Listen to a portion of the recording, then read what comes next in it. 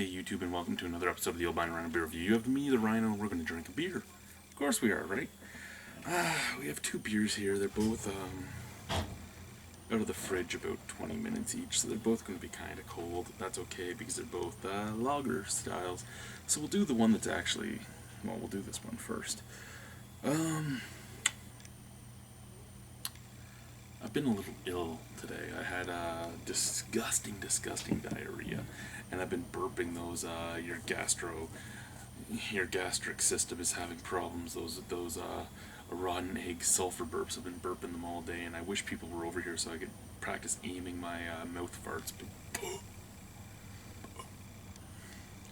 you got to do it so people don't know, right? So you got to burp it around.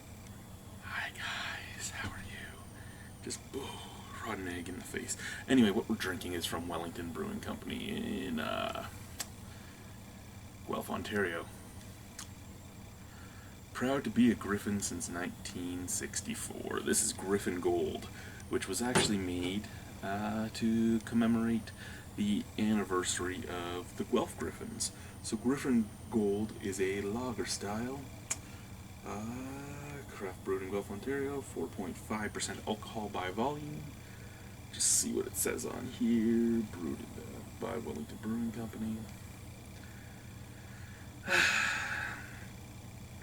Created to celebrate the University of Guelph's 50th anniversary. This, yeah, okay, that's all we need to know. It's 50 years of the university, and yeah, that's what it was made for.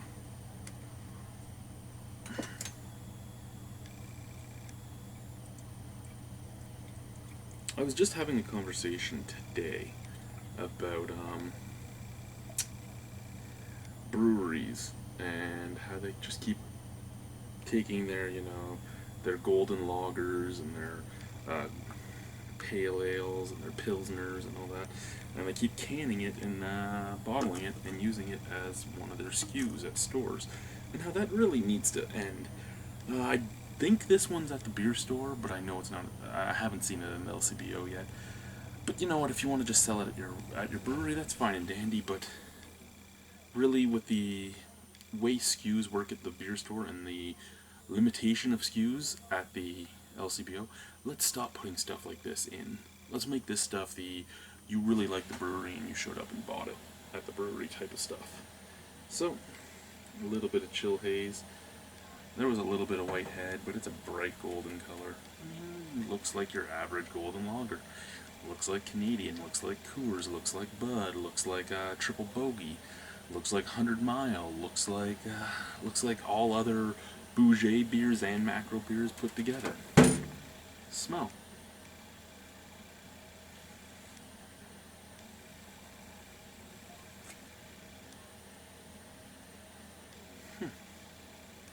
Yeah, it smells like a Bouget beer too. A little sweetness up there, a little bit of sweetness, a little dirtiness on the background, which you'd expect from the English styles that Wellington does. Get a little bit of that signature Wellington yeast. I forget which strain they use, but it's just that bready, biscuity English scent. Not a bad smelling beer, but I mean, nothing enticing either. It smells like a Bouget beer, as we call them. Well, as I call them. Bouget beers being craft beers that are trying to be tasteless macros. So let's try it. Cheers.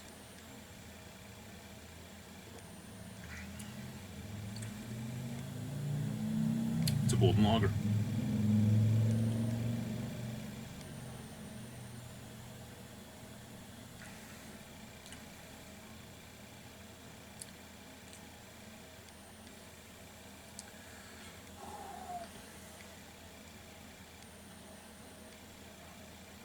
Kind of strange, actually. It is a little colder than it should be. Even for a lager, it's a little cold. I shouldn't say colder than it should be. Colder than I personally would like it to be. But I mean, you're still getting everything you would be getting off this. Actually, it's probably better because there is this. Fuck, my nose hairs keep touching. I gotta get my trimmer out again. There is this taste there, this sweet taste at the forefront, that would probably get more pronounced if it was warmer, and I don't think I would like it.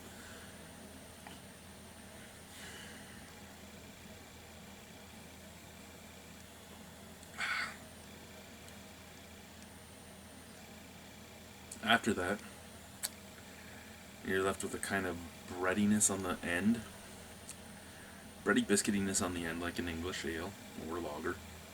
And a slight dirty hoppiness and a slight soda wateriness.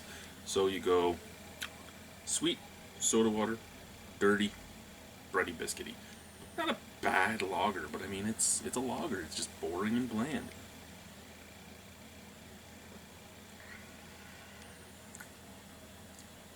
A little too carbonated. That's my only real complaint on it.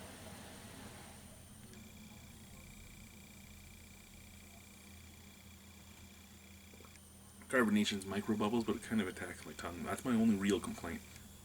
Other than that, it is what it is. It's a bougie. It's a bougie beer. It's a craft lager, made with craft ingredients by a craft brewery.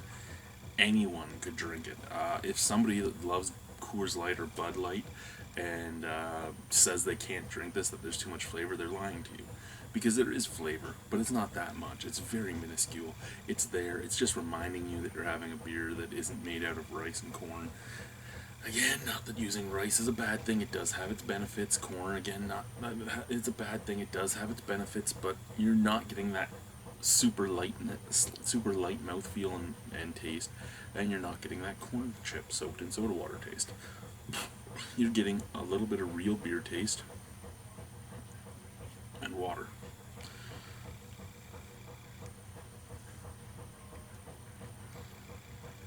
I just dropped my mouth fart right here. And it's not moving. It's sitting right here. It's like I burped into the cup, and it's just, yeah. Okay, awesome.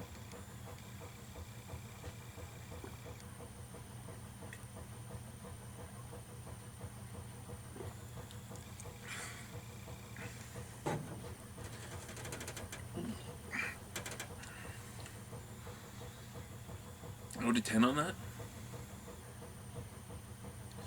I personally have to give it a 5. It probably should have, if it wasn't so carbonated, if the carbonation didn't hurt me when I'm drinking it. Because I mean that's why that chug took so long, is that carbonation was harsh.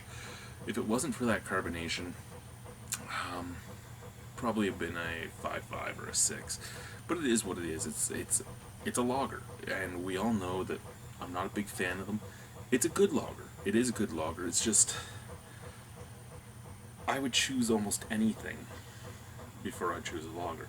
If I was camping and I was in London, Ontario, not London. Let's say I was in Guelph and I had to buy my camping beers while I'm in Guelph.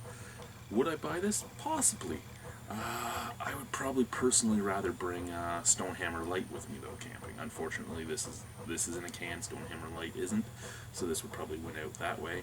But it's not a bad beer. It's just not for me.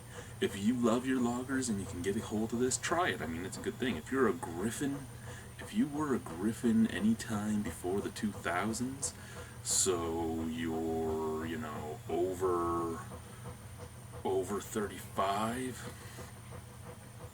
You'd probably love this. And I say that because statistically, there's more macro drinkers in the 40 and up category than below that. I mean,